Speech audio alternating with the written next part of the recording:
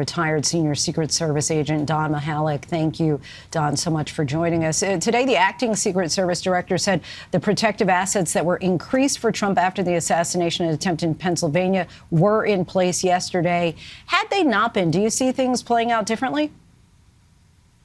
No, I think the way the Secret Service handles golf movements, especially off-the-record golf movements, was what we saw in Palm Beach. Secret Service generally, regardless of whether they have the extra tactical assets or not, set up 3 different elements to move through a golf course. A forward element, which sort of probes, usually deconflicts golfers, probes for threats, which is the one that found the threat on the golf course. An element that stays with the president, prepare to cover and evacuate, and a trailing element that's also there to secure the 6 of the protectee.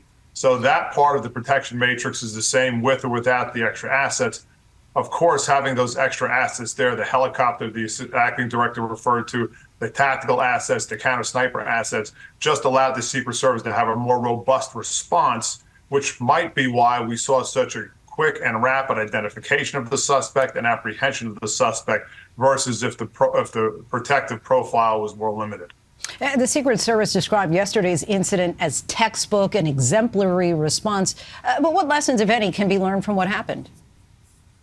Well, as the acting director said, this threat environment is challenging. It's ever changing. And I think every time the Secret Service does a protective venue right now, they have to assess and reassess what they're doing.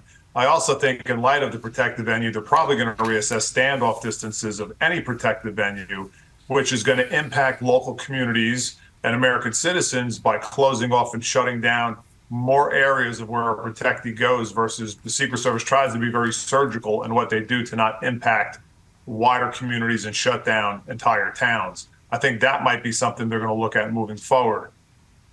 So you say that that might be impacted as far as roadways, but given the heightened threat environment as we get closer to the November election, do you think we'll see upgraded security for Trump and or Vice President Harris? Well, I think we've already seen upgraded security. The only place to go from here is to treat the candidates as the sitting president, which will be extremely tasking on the Secret Service because they have to surge more personnel, more manpower, more assets there in order to get to the finish line. So another way to handle that is to look at the protective bubble around the protectee and perhaps increase standoff distances and use some other technologies to block line of sight to the protectees.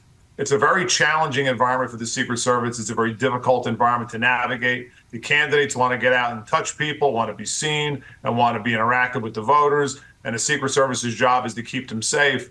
But we have a situation now where we have a threat matrix that is unprecedented. You've got lone wolf attackers out there who are very hard to identify and find.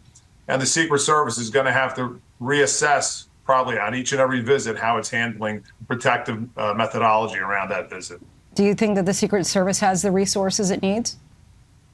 I think there's not enough resources in this environment for the Secret Service. And I think if the president is going to stand by his words, then Congress and DHS should get moving and give the Secret Service exactly what it needs and what it asked for after July 13th, and give them the funding and the enhanced resources they've requested, which, from what I understand, are still pending. Don Mihalek, we thank you so much for your insight. Appreciate it. Thank you.